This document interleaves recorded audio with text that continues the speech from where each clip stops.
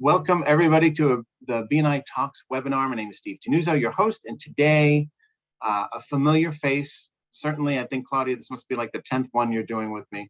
Claudia Thompson is with me today, and I'm gonna have Claudia introduce herself because she's very involved in BNI in a couple of different ways. And so, Claudia, why don't you do that?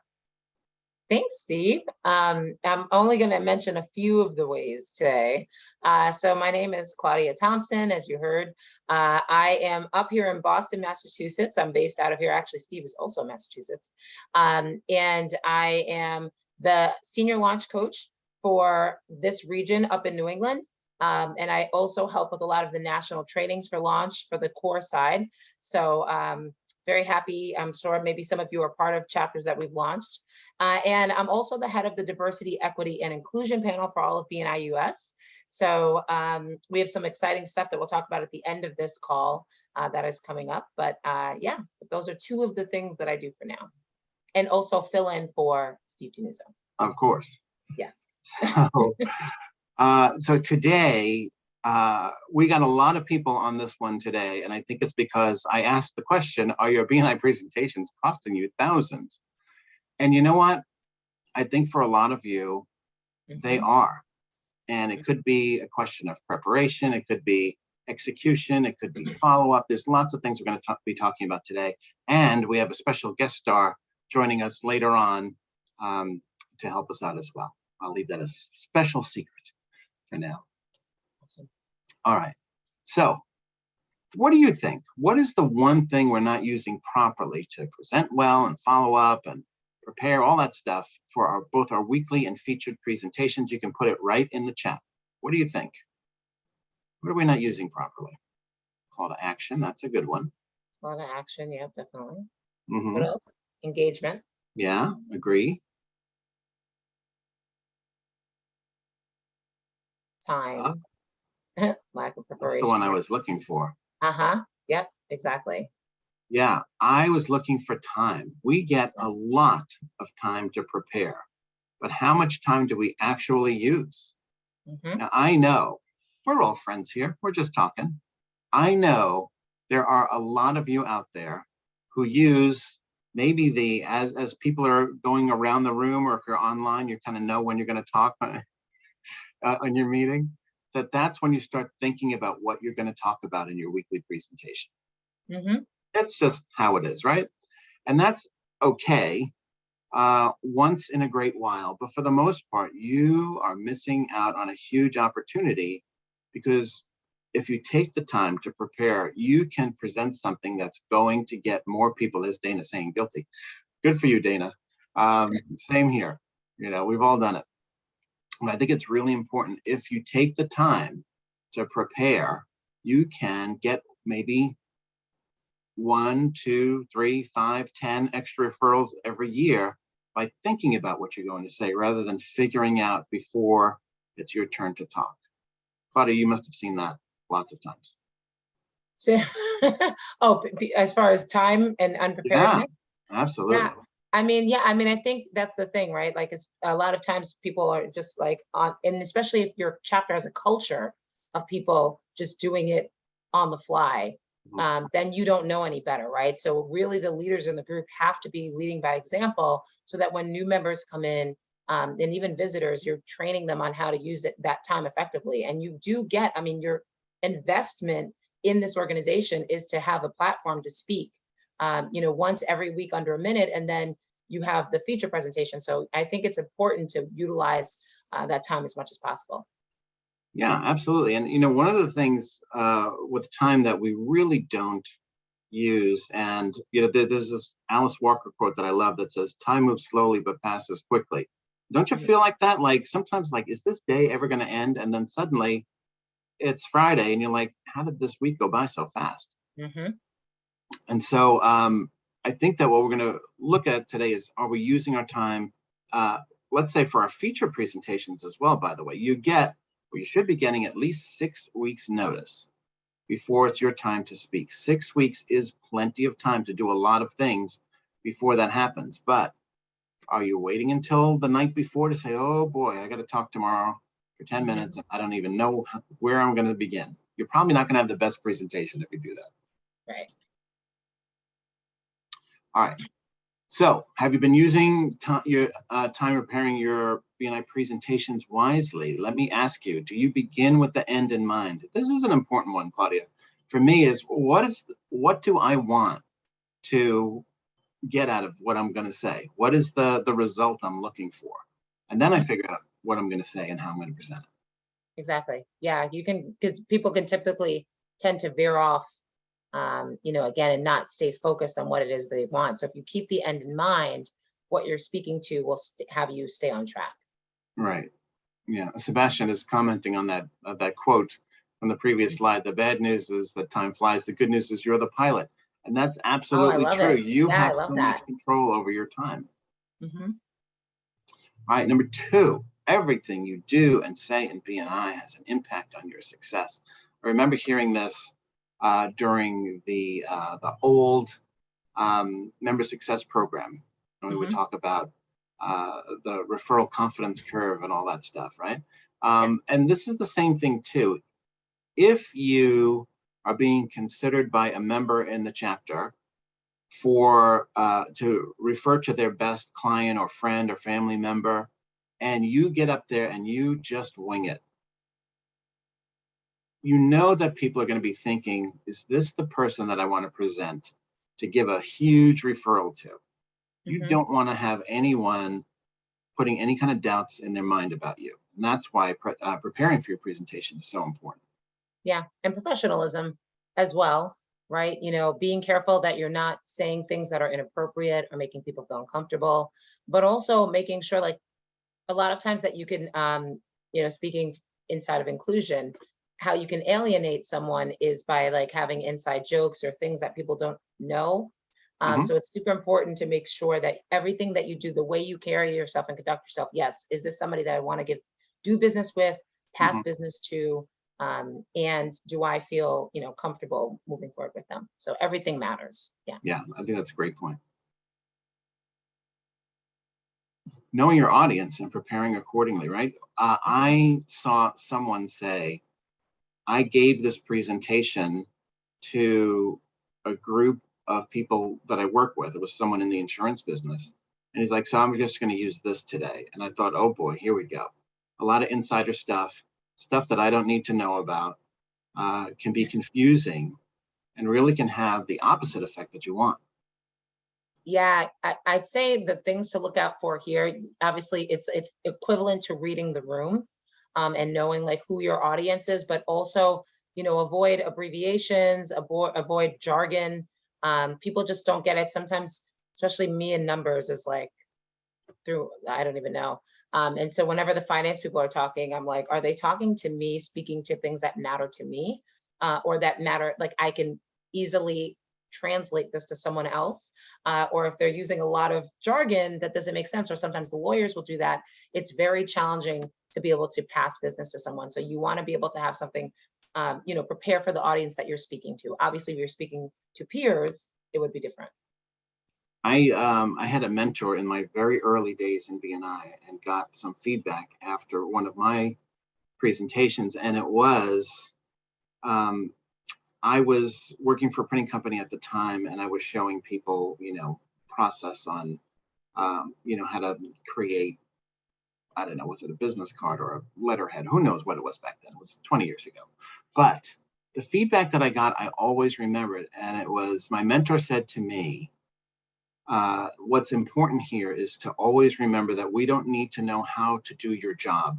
We just need to know how to refer you. And that has been stuck in my head for 20 years. Every time I think about it, it's like, all right, what am I going to say for them to say, hey, I know somebody who can help you? That's so great. I love that. And I'm going to use that with my people. It's yours. All right. So next, to move my screen a little bit. Okay, what is the one thing you want your fellow members to take away from your presentation, right? I think that is really important because we do so much, and this is kind of begin with the end in mind as well, but narrowing it down to one thing, like, is it an introduction to somebody? Is it, here's how you can help me grow my contact sphere? Whatever you want to accomplish in those And I'm saying 10 minutes here, but I know a lot of chapters get 8 minutes or some only get 5 minutes, whatever it is. You have to be efficient with your time.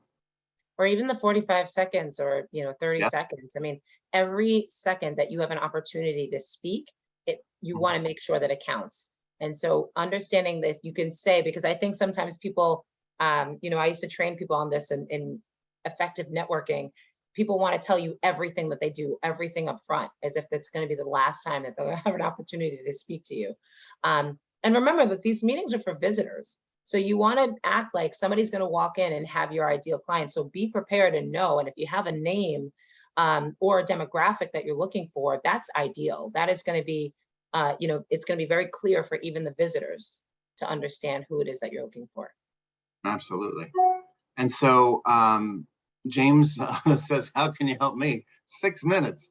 That's all James gets. So it's got to be a very tight 6 minutes that doesn't waste even a second. Remember, people pay millions and millions of dollars to advertise for 30 seconds or even 15 seconds at the Super Bowl, right? That message is laser sharp, what they want their people to do. Exactly. How will you start and how will you end, right? Are you going to start with a little bit about yourself? Have you been in the chapter forever where everyone knows you for the most part? Hopefully there are visitors there. So you want to talk a little bit about yourself, right? And then how will you end it? What's the last thing you're going to say? The one thing you don't want to do is end on a note that's going to be unclear or misses the point. Yeah. I mean, just remember that that's what they're left with, is how you end. So I think it's so important. You want to start powerfully so you get their attention, and how you're going to end is really like, what are they left with it? Like, and ideally it's an action item or something, right? It's something, the question that you leave them with, or after that story you've told. So it's like the next step, I'm looking specifically for this. Thank you so much. Like ending it sharply, but again, how everything is intentional and it's as concise as possible, I would say. Absolutely. All right. Who will be my guests in attendance? Now, I know a lot of people are like, what? This is my chapter meeting. But inviting people to your meeting can have a huge impact on your business, on the chapter. And it really shows that you're putting in an effort. When you're bringing people to your own presentation, it's powerful. Yeah, I think so. Especially I've seen people bring some clients, and the clients want to share. It's also a sneaky little way to have visitors check out your meeting, right? They come there for a presentation, you're adding to the group and you're adding to the group's network, but also it's a nice way for them to see, what it's about. One of the things I've seen, some of the tricks that I've seen that have been effective with some chapters, is that they'll tell people the week before who they would like to see at their meeting. So like, who would you love to have here next week for your feature presentation? And they'll mention different professions or specific person to be there. So I think that that's also really helpful. Definitely. Okay, and finally, I can get this to work. Hello. There it is. PowerPoint, props, and or people, right? I know there are some people who say, I don't ever use any kind of visual aids. It's just me up there talking. If you are that kind of a presence and can get away with that, that's great. I need visual aids. I need something around me. I need support materials.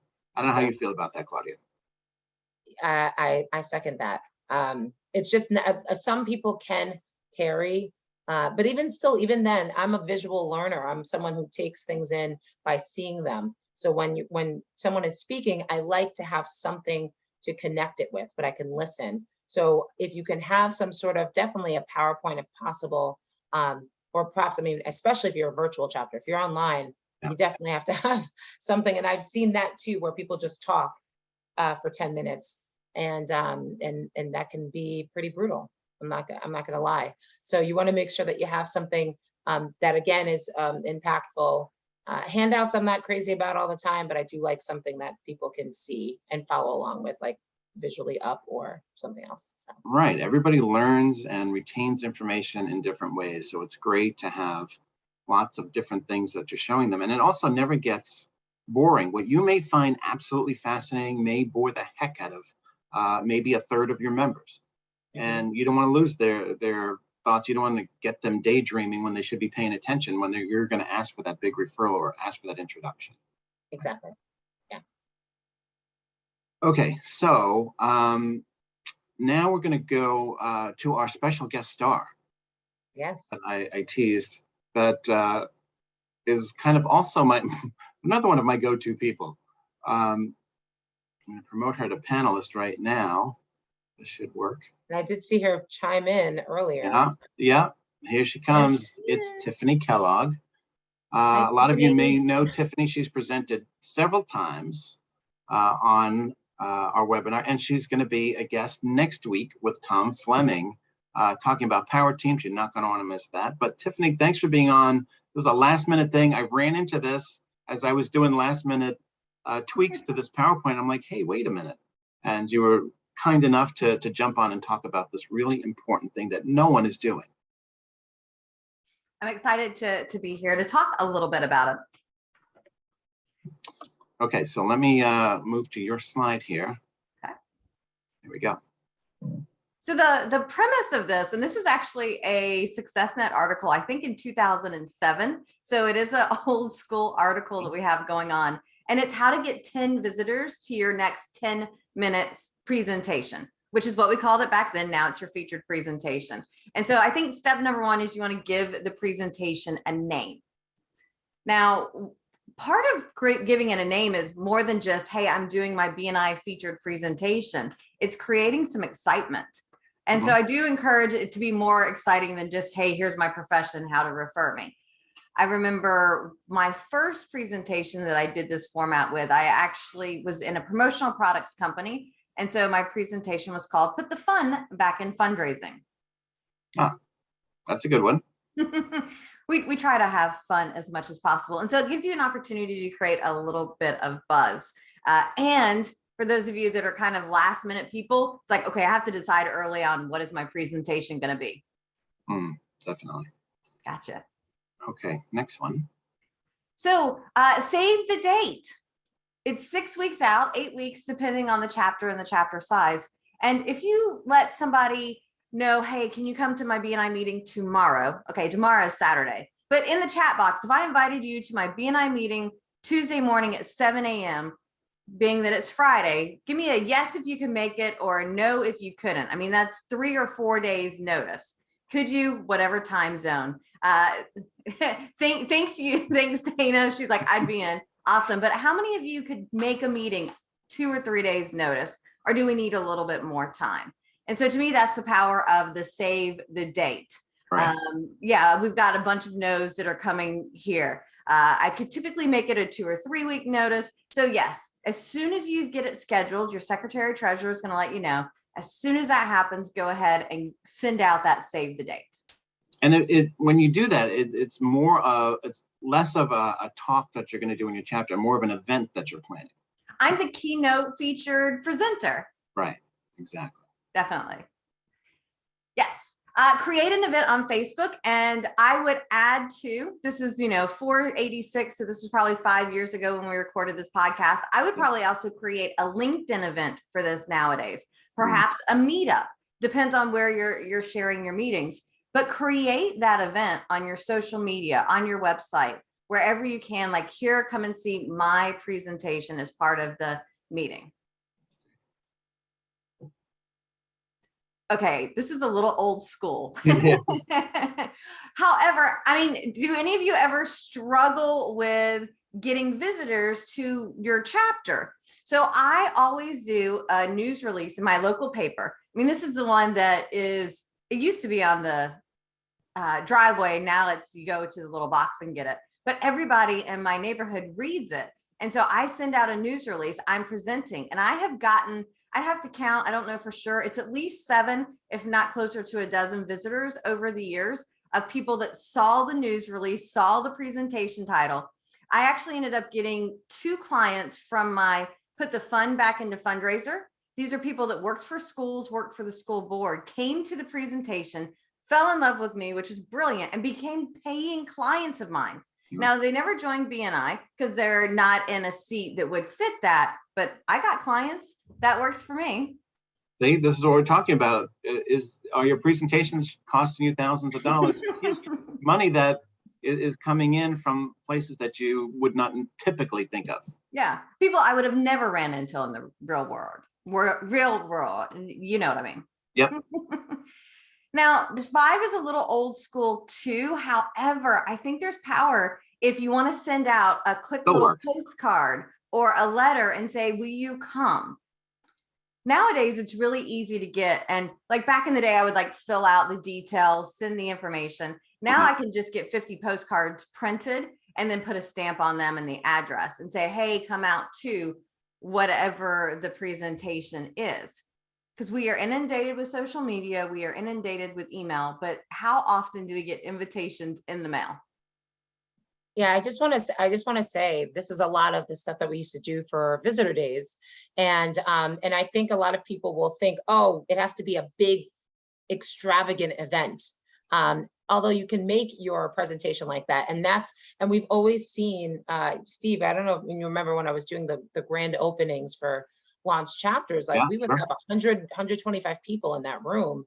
It's like, well, what would it look like if you had that many people there for a presentation? And you're lucky because all these people get to hear you speaking. So yeah, so I like the invitations always were helpful. Yes, definitely. And to go back kind of to this number 2, invite 40 people. So it could be a combination of people that you feel would be a good fit for the chapter. Maybe it's even people that you've invited to the chapter before, but have said no to the meeting that will come and support you. I love bringing in clients, prospects as well. Let them see me shine, especially during that testimonial and referral part of the meeting. Because if I can get a handful of testimonials, that may be what puts that prospect over the edge to become a client of mine. Yeah, and Tiffany, you make a good point because now we had been online for a couple of years. Now we're in person. So maybe someone who said no to the online would like to come in person. Or maybe you're an online chapter now and people saw you in person, and it might be easier to get them in for an online meeting. So definitely looking back at people who you thought would have been great fits for BNI and re-inviting them is always a great idea. Definitely. All right, so we've sent out the invitation. I would be blasting this on my social media several times a week. Sometimes people say, Tiffany, what's the magic number? And it depends. I'm an avid poster on social media. I can get away with 3, 4, 5 posts on Facebook a day for all of my things in my world. So I could probably post 3, 4, 5 times in a week about the presentation. Not the same post, different aspects. However, if you're lucky to post 3 or 4 times a week on your social media, then you may only want to post once or twice a week. You don't want to overflow it. So we're, again, a little bit old school. And here's the thing. This is old school because it works. You will get better responses if you pick up this thing and actually talk to somebody on it versus texting. I'm not saying that you can't. And if you're thinking, oh my gosh, Tiffany, this is a little bit of work. Yes, it is. Though in my mindset, I have a goal of I want to bring at least 1 visitor a month. If I get 10 visitors to my 10-minute presentation, or now the featured presentation, then I've got most of the year taken care of. Not that I stop inviting, but I'm like, yes, I can check. I have done that. My Power of 1 score will reflect I am knocking it out of the park with the visitors. And I like doing things in chunks. So I invite the people that I have not heard back from yet, call them up on the phone and say, just making sure you're coming out. Yes. Yeah, I think that it's a great reminder. And it's, I think, a little bit more personal when you're talking to somebody on the phone. And it sounds like it's more important than just not a text knockoff kind of a thing. Yeah, I copied and pasted this text to 5,000 people versus I took the time to actually call you. Right. And I'll share, sometimes I have people that say, no, I can't come to the meeting. However, I have a referral for you. I have an order for you. I've been thinking about you. And so it's just another touch. And so it's a nice side bonus of this process. Great. All right. And last one. Last one. So anytime you have a visitor, whether you're doing your featured presentation or it's just a regular meeting, I highly recommend a call to confirm the day before. Now, this isn't a call of, are you still coming? I know it's hot or cold or weather or COVID or whatever. No, it's, I'm so excited you're joining us tomorrow. I've been telling people we are excited to have you here. Should we expect to see you around 7 or 7:15? So it's no, are you still coming? It's, I'm excited that you're going to be there. Right. Yeah. The way you use the language is really important. You don't want to give people an out. No. Say, oh, are you going to be able to make it? Oh, well, I can say no. Yeah. Or it's okay if you can't. Or like, I understand. I know you're really not busy. Okay. Now, when we're 6 weeks out and we're like, can you make it or not? I understand if you can't. That's a different conversation. But when we're the day before, no. Agreed. You do too much work not to have them there. And, it's also an opportunity for them when they get there to meet all these people and bring, their I'm just going to say contact info, because not everybody uses business cards anymore. But whatever you're using, you're gonna meet some new people, and hopefully business will come of that. And being that I'm the presenter that day, usually I'm trying to get my presentation ready. I have a tendency to do crazy and fun and wild things during my presentation. So I might need to be prepping that, making sure technology is taken care of.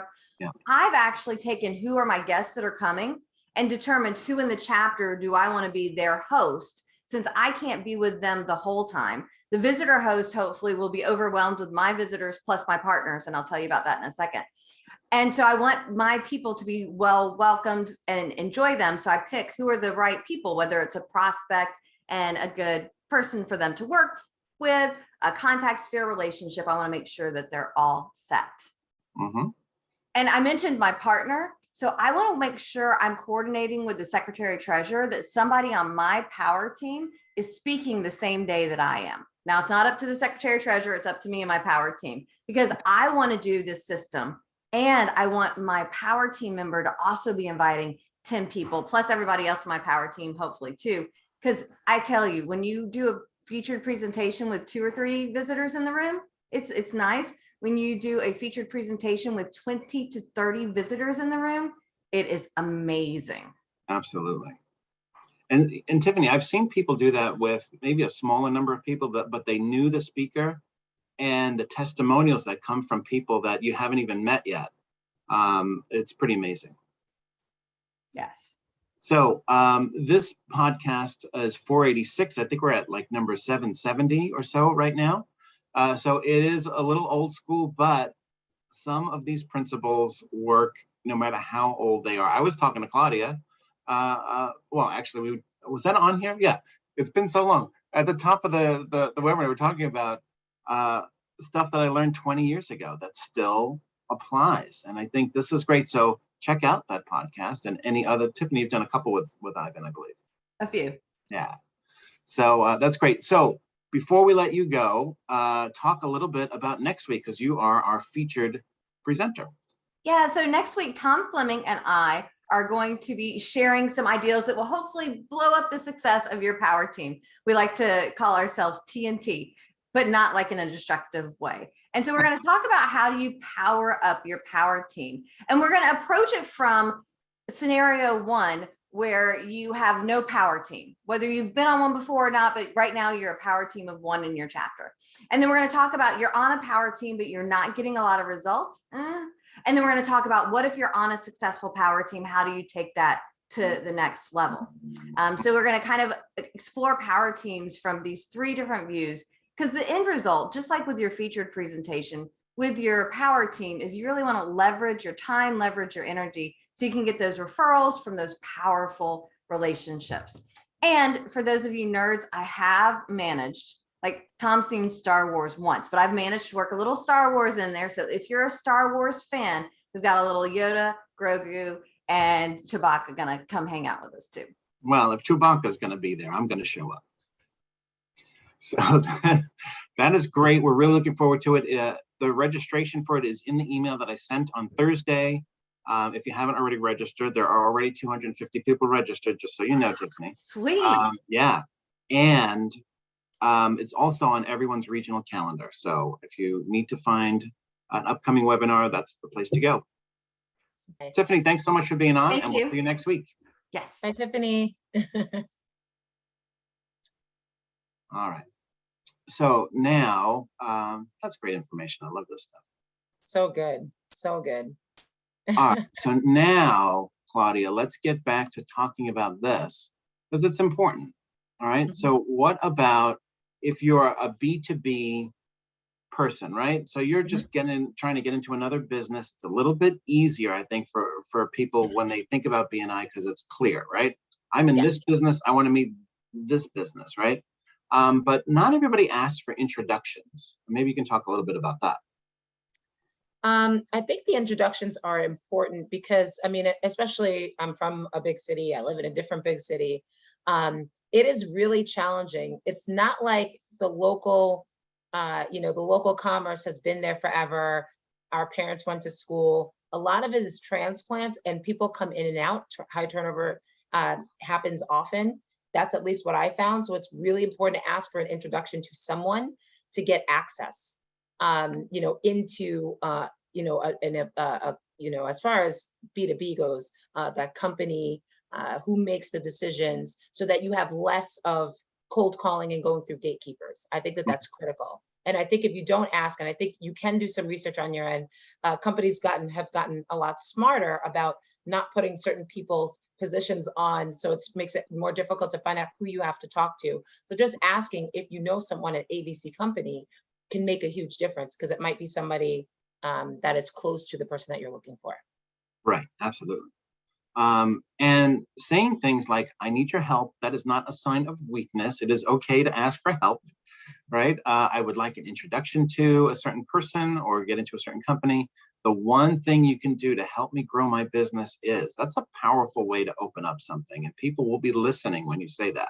So be careful it's in the spirit about of giver's gain, right? It's in the spirit of absolutely. Giver's gain. So and I think being careful about the words that you're using to get people's attention. This is a very subtle way for people to, whatever they were thinking or doing or chatting in the chapter or whatever, suddenly, oh, what's this one thing? I'm going to pay attention to it and write it down and hopefully make it happen. So I've got this quote here from Nora Roberts. No, I did not give up on my Stephen King books. I still love a good, scary story, but Nora Roberts is a romance writer, and she says, if you don't go after what you want, you'll never have it. If you don't step forward, you're always in the same place. And for those who are wondering who Nora Roberts is, she's a very successful writer. And I looked her up and I thought, well, if she's got a net worth of $390 million, she is a business of her own and a brand of her own. And really impressive when you think about it, because you would like Nora Roberts, I don't know. I would have guessed like 20 million bucks. So, yeah, 390 million. Those books are everywhere. This is someone who is going after what she wants so that she had it, right? So I like that book. Yep. Okay, so what if you're in B2C? Not as easy, right? So about 10 or more years ago, this book, Money on the Table, came out. And they talked about this exercise and writing this stuff down to make sure that you're always looking for target markets. And Claudia, I don't know if you've always been in B2B, but I know you work with tons of people who are starting chapters and coming in as new members and are in B2C, and they feel like they're a little bit stuck because they're not sure what to say. Yeah, so this is similar. We do an exercise called 40 names in 4 minutes. And this is similar. It's like starting to think about the people that you interact with, or, looking for different demographics, as I mentioned before, people who fall in certain categories. Are they getting married or moving in together? Babies. It just has people thinking differently. So maybe they're not having a baby, but they have babies. It just goes back to that specific honing in on and focusing on a specific demographic or group of people. And it's funny because, again, people get so nervous about this because they're so worried that, oh no, if I say I'm only looking for people who are getting married, maybe someone won't give me someone who's single. That's not what that means. It just has people kind of focus, and it lets them know that there's a different offering that week. So I think it's critical to make sure that you have an idea, because to your point, you can't just say, I want to speak to John Smith who lives at 123 Mockingbird Lane. You can't ask that level of questions when you're looking for personal contact. So so I think it's important to definitely make sure that a general idea of what you want, and that helps for your own business planning as well. Okay, this is my focus right now. This is what I'm going to focus on. And also, I also think it lets the chapter know that you are focused, that you're not just throwing anything against the wall and hoping for the best. So, yeah. Yeah, I think when people are looking for a product or trying to sell a product or service that are in B2C, they tend to focus on the product or the service when they really should be looking at who are the people that I'm talking to know that would want that product or service. Right. Okay, so weekly presentation. I'll do this like a lightning round. If you're meeting, let's say every Friday morning, when you think about it and you look at the calendar, you may shift your thinking about what you're going to say and how you're going to say it. Rather than just going week to week, 10 seconds before it's your turn to talk, thinking about it in terms of a theme by month. This month, I'm talking about whatever the topic is. Makes it a lot easier, and they'll know, all right, our August topic is going to be, I don't know, health and wellness supplements or something, right? And then the next week, it might be something related to that, but a different product or a different service, but it's still within the same framework, so that you're going through week after week during the month and talking about pretty much the same thing and asking for pretty much the same target market. This way, people are always going to have it in their head, right? Because like in a typical commercial that you see on TV, it's going to be there 20 or 30 times, and people will say, "Hey, wait a minute, here's that thing I need." Yeah. Yeah, and no, I think it's well, I think it's good. The thing about the monthly theme too, again, it's more seasonal. And to your point of commercials, then you start seeing, I don't even want to say Halloween yet because we're not there yet, but in a little bit, we're going to start seeing things for seasonal and holidays. And I think it's important to plan your business the same way. So if you're planning these weekly presentations and letting people know, it makes it easier for them to think about it. Oh, this makes sense. They're looking for this. The landscaper is now looking for snow removal opportunities. So he's starting to talk about those contracts right now. So I think if you have and then being able to talk about that all throughout the month is helpful. So I think that makes a difference. All right, choosing one topic per presentation. I know a lot of people want to cast the widest net possible, but that is not going to help people remember because you're competing with all the other people who are asking for stuff in your chapter. Yes, please don't do that. Please. Because then I'm like, wait, what did they want? Yeah. Or they start writing it down and I'm like, wait, huh? They start talking about one topic and they realize there's still like another 20 seconds to go. So they start talking about something else and then they get cut off at the end and it's just a big mess at the end. Well, I think, and that goes to what we said earlier in this talk, which was, keeping the end in mind. Making sure that you're thinking about what is it that I want to say? What do I want them to know and be left with? And if you do that, then choosing the one topic, you can speak in the theme. Because I've also noticed when people start talking about one thing in a story and you're like, oh, that's so great. And then they ask for something completely off topic and you're like, wait, huh? How did that? Yeah, okay. Disconnect. It's just it's disconnect. So yeah. Yeah. All right, next, tell a sticky story. And what do I mean by that? I tell something that people are going to remember and tell to other people. Here's a story that I heard in my chapter, and so I wanted to tell you because I think this person could help you. And that's how referrals happen. So when you're telling those stories that stick to your brain and you remember them and retell them, that is going to go a huge, huge way of you getting that referral for that number. Because then they start telling the story. Right. They get excited and so on. And then those other people and say, I heard a story about, So those are fantastic. I haven't heard the sticky story in a long time. And so you brought it back. Oldie but a goodie. We're going old school on this one for some reason. I like it. Tried and true. Back all right. to the basics. Asking for referrals. Here's your homework. At your next chapter meeting, very quietly write down how many people actually asked for a referral in their weekly presentation. It's not going to be 100%, I'm sure of that. But it's certainly the most important part. Yeah, that's important. Yeah, and finally, time yourself. Oh, the people who they're so disappointed when they get cut off. And they're like, oh, but I just needed another 10 seconds. Too bad. You knew how long it was going to be. right? Time yourself. Make sure that you're coming in a little bit under, just in case you went off on a little bit of a tangent, and you can still fit it all in. Right. All right. I think what you talk about in the next one about time. Yeah. So feature presentations. Now, this thing is from like the Stone Age of BNI. Has anyone heard of this? 3 + 3 + 3 = 10. You can put that in the chat. I want to see if they've seen it. I want to see if they have seen it before. Okay, Maria Okay. hasn't heard of it. This is a big reveal. Yeah. So 3 + 3 + 3 does not equal 10. Okay, it equals 9. But there it is. Someone was talking about it. I lost it in the chat. But is making sure that you're not preparing. If you have a 10-minute presentation, you're not preparing 10 minutes, because someone is going to raise their hand and ask a question in the middle of your presentation, thinking that you're helping you, even though they're throwing you completely off course. You may be telling a story and remember the detail that you wanted to include. And so you need a little bit of buffer time so that when you're ending your 10 minutes, you've got everything in there. So practice with a little bit of an extra minute of buffer time. So if you're doing a 6-minute presentation, do 5 minutes of good stuff. And someone said earlier today, and I couldn't agree more, is that she said, if I finish early, I'd rather stop than continue on and then kind of lose the thread. That's so much. That's so important, and because we'll talk about what they fill it with in a little bit. But I think it's nice, and that way it just gives time, and you give time back to the meeting as well, and you leave people hanging at the edge of their seats too. If you have a little bit of time, it's like great, okay.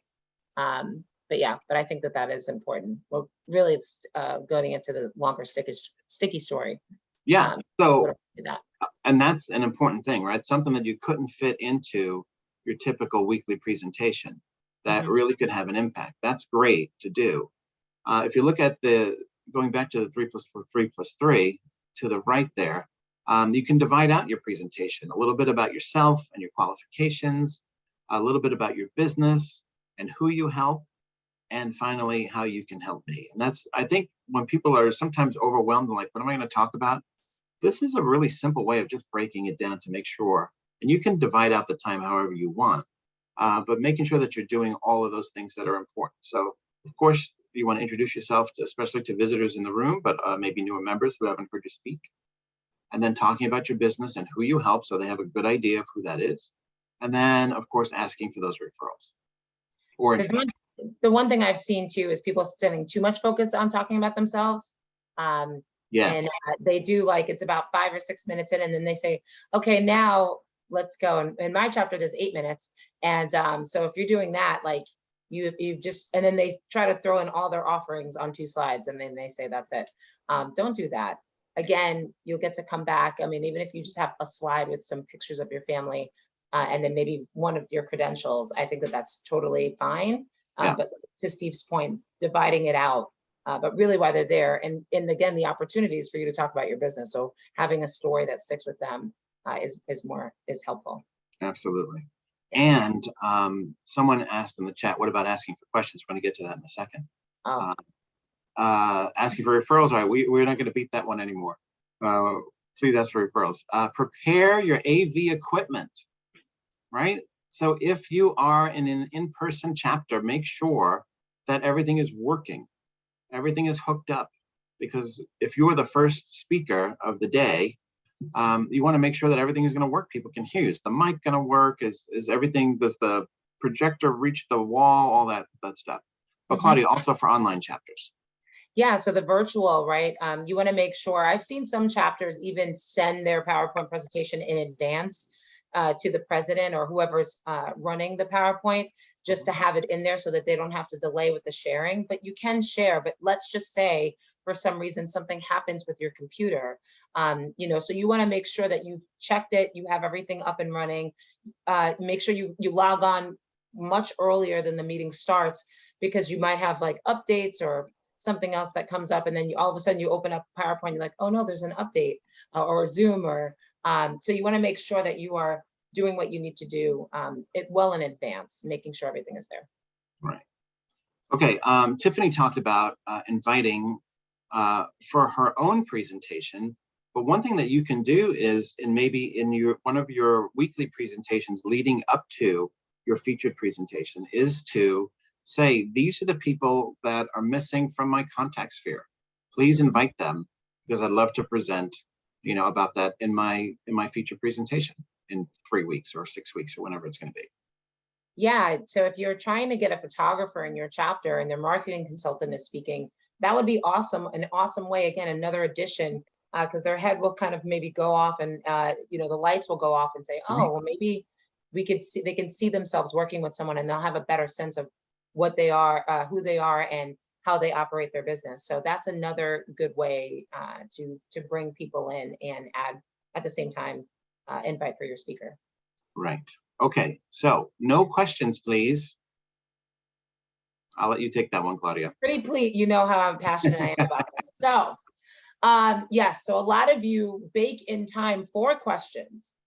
You're robbing yourself of some really good one-to-ones and one-to-one time. So if you have left people, if you have filled it, and again, you've taken away from you just presenting, right? Like, think about the potential of your top client being in the room and you're doing a presentation for them.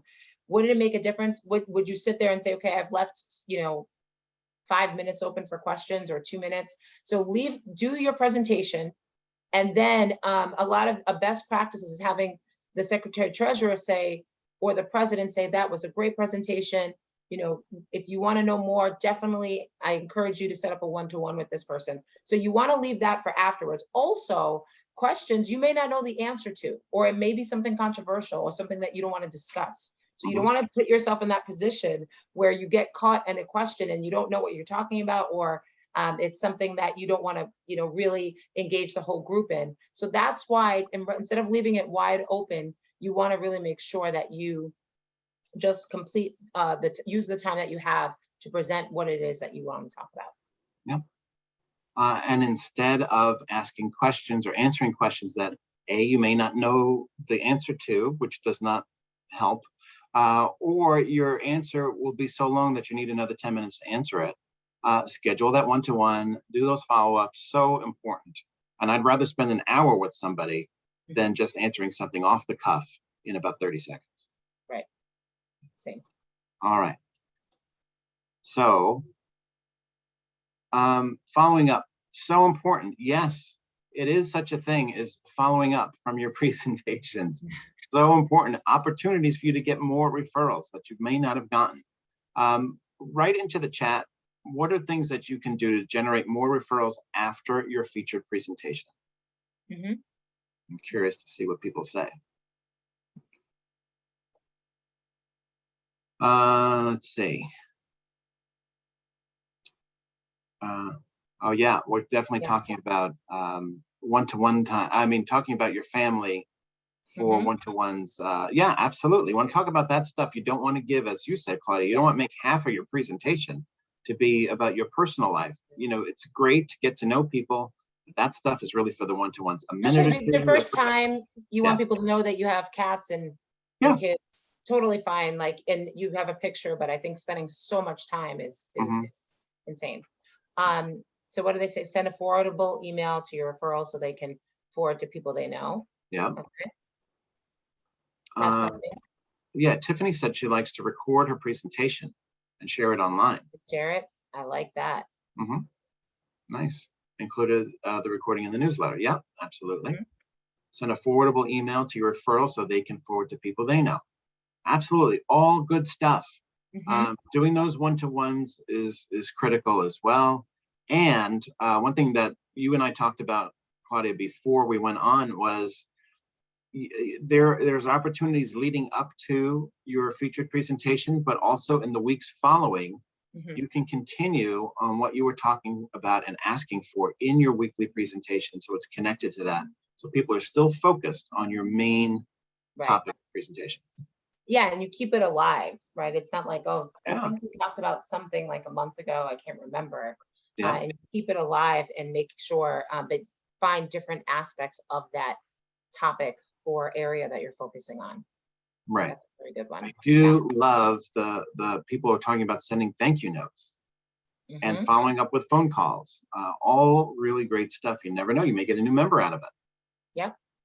Yep. I've seen people too in their group chats or email send something out, a follow-up as well, and say, yeah, so as I mentioned, here are some links to some articles. If you have something, let me know. And then they've shared that as well. Not Holy spam, cow, just Tiffany something very- found a YouTube video about 3, 3, and 3. Wow, Oh, nice. I want to see that. Maybe we should do a whole topic on that one day. Absolutely. All right. So this was a long one, Claudia. Yeah, there's a lot. We only There's have a a lot couple of minutes. I'm going to quickly jump into Q&A and see what we can answer. Okay. What is the best way to present in person if you have a service-based business? She is a professional organizer. Oh. Well, I would still have, if there's AV capability, I think it's nice with personal organizers to show before and after pictures. I think that's something I see a lot of GCs do that as well. So I think that looks really cool. Not that I don't mind the handouts. Someone asked about handouts. Sorry, I'm jumping over. It's just that not during the presentation sometimes, or handing them out during your presentation, because then even just the labor of passing them, it takes away from the time or from another person. So that's maybe having some leave behinds. That's why I'm not really. Or before the meeting starts, if you're in an in-person, before the meeting starts, just put everything on in front of everyone, like face down, and then tell them to take it. So it's not like I don't like handouts, but I think being intentional and making sure it's not taking any time away from your presentation. And the equivalent of that is dropping files in the chat during your virtual meeting. So during the same thing, oh, everyone look at this, or here's a link, like just have it ready to present, and then you can send resources afterwards. That's just my opinion. Yeah, someone's asking, do you invite the individuals for the entire meeting or just the featured presentation? Oh, why would they not stay? That's a lot of gold. That's like a gift to your chapter. If they're there and getting to listen to other professionals, they get to open network with them. Absolutely, you would ideally want them to come visit for the entire duration of the meeting. So invite them to the meeting and say, I'm speaking, I don't know exactly what time, but I would love for you to come. And you also can connect with other business professionals. Right. Tiffany, you can put this into the chat. Someone is asking, what are some of your crazy and fun things that you do in your presentations? So we'll leave that one in the chat. Awesome. And in the meantime, that'll save us some time since we're almost out of time. Margaret says, I would like to review this again. Oh, we get a copy of the recording. Yes, we'll upload this to our BNI Team USA YouTube channel. So you can Google BNI Team USA YouTube and find it.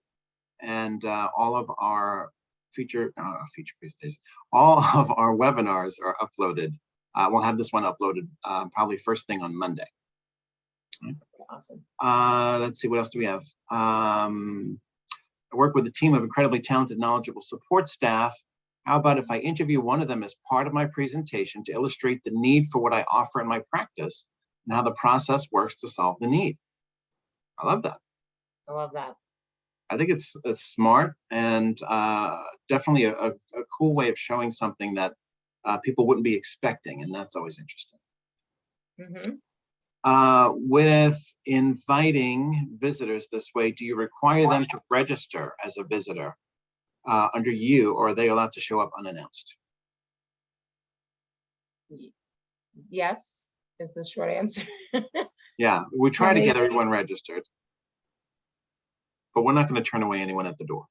We're not going to turn anyone up, no. And if it's somebody that has the same profession, visitor host will say what they need to do.